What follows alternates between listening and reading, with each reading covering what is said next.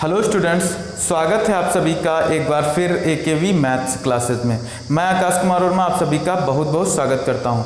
आज की video lecture में हम लोग 9वीं कक्षा के गणित का पहला चैप्टर पढ़ेंगे जिसका नाम है संख्या पद्धति अर्थात नंबर सिस्टम। इस चैप्टर में सबसे पहली परिभाषा है प्राकृत संख्याएं अर्थात नेचुरल नंबर किसे कहते हैं। तो वे संख्याएं जो गिनने के लिए प्रयुक्त होती हैं ऐसी संख्याओं को प्राकृत संख्याएं अर्थात नेचुरल नंबर बोलते हैं। गिनने वाली संख्याएं कौन कौन सी हैं? 1, 2, 3, 4, 5, 6, 7, 8, 9, 10 डैश डैश डैश इनफाइनाइट तक। ये सभी संख्याएं क्या कहलाती है? हमारी प्राकृत संख्याएं अर्थात नेचुरल नंबर। इनको कैपिटल N से प्रदर्शित किया जाता है। इनको कैपिटल N से प्रदर्शित किया जाता है। अब अगली परिभाषा है हमारी पूर्ण संख्याएं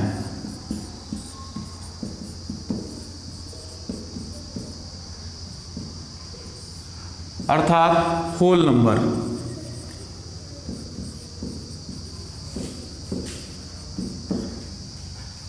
यदि प्राकृत संख्याओं के समूह में 0 को और सम्मिलित कर लिया जाए तो ऐसी संख्याएं पूर्ण संख्याएं अर्थात होल नंबर कहलाती हैं। 0, 1, 2, 3, 4, 5, 6 डैश डैश डैश इनफाइनाइट ये सभी संख्याएं हमारी पूर्ण संख्याएं अर्थात होल नंबर कहलाती हैं। इनको कैपिटल W से प्रदर्शित किया जाता है। अगली परिभाषा हमारी है पूर्णांक अर्थात इंटीजर।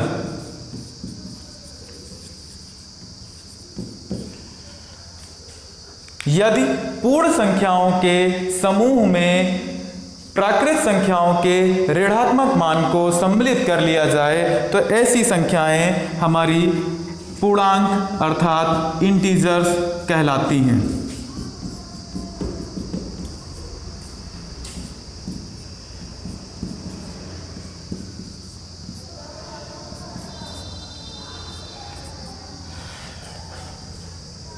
-4, -3, -2, -1, 0, 1, 2, 3, 4, 5 डैश डैश डैश ये सभी संख्याएं हमारी क्या कहलाती हैं? पूर्णांक। 0 के दाईं ओर अर्थात 0 से जितनी भी बड़ी संख्याएं हैं इनको हम लोग कहते हैं धनात्मक पूर्णांक। 0 के जो बाईं ओर हैं अर्थात 0 से जो छोटी संख्याएं हैं इनको बोलते हैं ऋणात्मक पूर्णांक।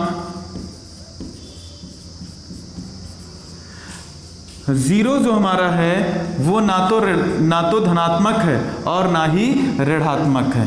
0 ना ही धनात्मक है और ना ही ऋणात्मक।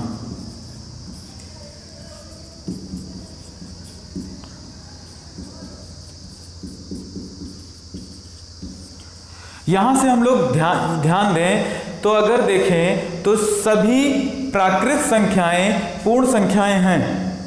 सभी प्राकृत संख्याएं पूर्ण संख्याएं हैं लेकिन सभी पूर्ण संख्याएं प्राकृत संख्याएं नहीं हैं। क्यों?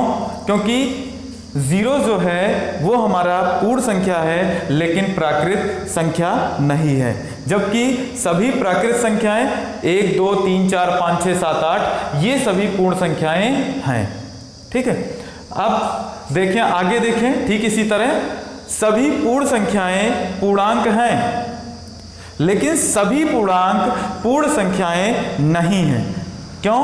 क्योंकि 0, 1, 2, 3, 4, 5, 6 ये पूर्णांक में हैं लेकिन -1, 2, -3 ये हमारा पूर्ण संख्या में नहीं है। यानी सभी पूर्ण संख्याएं पूर्णांक हैं लेकिन सभी पूर्णांक पूर्ण संख्याएं नहीं हैं। एक बार फिर से ध्यान दें, मैंने आपको बताया कि सभी प्राकृत संख्याएं पूर्ण संख्याएं हैं लेकिन सभी पूर्ण संख्याएं प्राकृत संख्याएं नहीं हैं। सभी पूर्ण संख्याएं पूर्णांक हैं लेकिन सभी पूर्णांक पूर्ण संख्याएं नहीं हैं। अब अगली परिभाषा है परिमेय संख्याएं अर्थात रेशनल नंबर। तो वे संख्याएं जो p बटे q के रूप में लिखी जा सकें और q जो हो वो 0 के बराबर ना हो, ऐसी संख्याओं को परिमेय संख्याएं अर्थात रेशनल नंबर कहते हैं। वे संख्याएं जो p बटे q के रूप में लिखी जा सकें और जहां q 0 के बराबर ना हो, ऐसी संख्याएं परिमेय संख्याएं अर्थात रेशनल नंबर कहलाती हैं। उदाहरण के लिए देखें 2 बटे 3, 4 बटे 5, 6 बटे 7, 8 बटे 10, 5 बटे 4 आदि। ये सभी संख्याएं p बटे q के रूप में लिखी हैं और q जो है वो 0 के बराबर नहीं है। तो ये सभी संख्याएं क्या हैं? परिमेय संख्याएं अर्थात रेशनल नंबर। हम लोग ध्यान से अगर देखें तो जो हमारे पूर्णांक होते हैं जैसे 3, तो हम लोग इसको 3 बटे 1 लिख सकते हैं। -2 इसको -2 बटे 1 लिख सकते हैं। -4 इसको 4 बटे 1 लिख सकते हैं। तो यहाँ से हमें ये पता चल रहा है कि जो हमारे सभी पूर्णांक हैं वो सभी परिमेय संख्याएं हैं, लेकिन सभी परिमेय संख्याएं पूर्णांक नहीं हैं।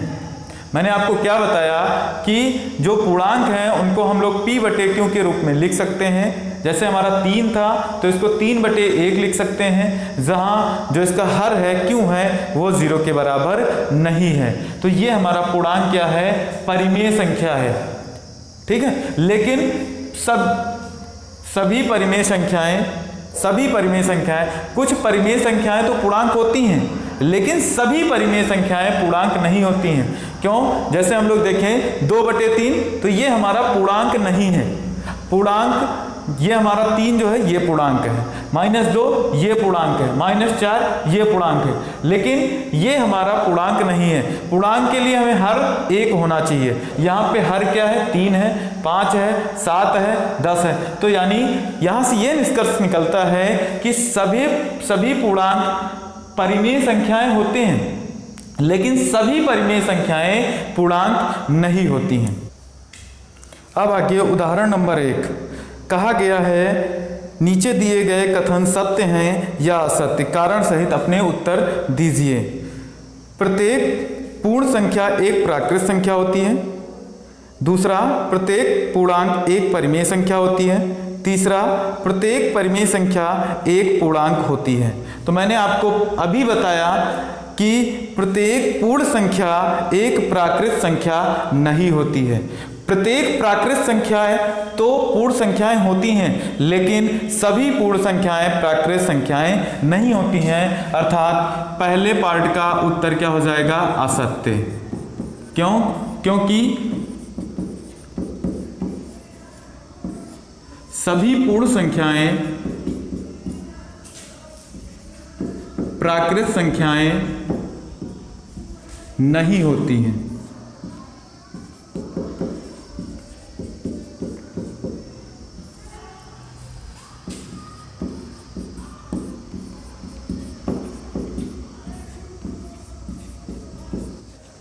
अब सेकंड पार्ट कहा गया है प्रत्येक पूर्णांक एक परिमेय संख्या होता है। तो अभी मैंने आपको बताया कि जितने भी पूर्णांक होते हैं वो सभी परिमेय संख्याएं होते हैं। अर्थात ये हमारा क्या है? सत्य है। क्यों? क्योंकि मैंने आपको अभी बताया कि जैसे 3 है ये हमारा पूर्णांक है और इसको हम लोग 3 बटे 1 लिख सकते हैं, यानी ये p बटे q के रूप में लिखा है। और यहाँ पे क्या है? q जो है वो 0 के बराबर नहीं है, यानी ये सत्य है। आगे इसका पार्ट नंबर 3 कहा गया है कि प्रत्येक परिमेय संख्या एक पूर्णांक होती है, तो असत्य। मैंने अभी आपको बताया कि सभी पूर्णांक तो परिमेय संख्याएं होते हैं, लेकिन सभी परिमेय संख्याएं पूर्णांक नहीं होती हैं। क्यों? क्योंकि कुछ परिमेय संख्या अगर हम लोग ध्यान दें 3/4, तो ये एक परिमेय संख्या है, लेकिन पूर्णांक नहीं है। क्यों? पूर्णांक के लिए हर जो है वो हमेशा 1 के बराबर होना चाहिए। यहाँ पे हर जो है वो 4 के बराबर है, यानी Q का मान 1 हो तो वे संख्याएं हमारी क्या होंगी? पूर्णांक होंगी। लेकिन यहाँ पे देखें तो हमारी ये 3/4 है जो कि एक परिमेय संख्या है, लेकिन ये पूर्णांक नहीं है क्योंकि हर यहाँ पे क्या है? 4 है, 1 के बराबर नहीं है। यानी पहले पार्ट का उत्तर क्या है? असत्य, क्योंकि सभी पूर्ण संख्याएं प्राकृत संख्याएं नहीं होती हैं। शून्य जो होती है वो हमारी प्राकृत संख्या नहीं होती है। दूसरा पार्ट क्या है? सत्य है, क्योंकि जितने भी पूर्णांक होते हैं वो सभी क्या होते हैं? परिमेय संख्याएं होती हैं। सभी परिमेय संख्याएं जो होती हैं वो पूर्णांक नहीं होती हैं, इसलिए तीसरे पार्ट का उत्तर क्या है? वो असत्य है। प्यारे बच्चों, आज की वीडियो लेक्चर में बस इतना ही। मिलते हैं नेक्स्ट वीडियो में कुछ और एग्जाम्पल्स और क्वेश्चंस के साथ। तब तक पढ़ते रहिए, अपना ख्याल रखिए, खुश रहिए। जय हिंद, जय भारत।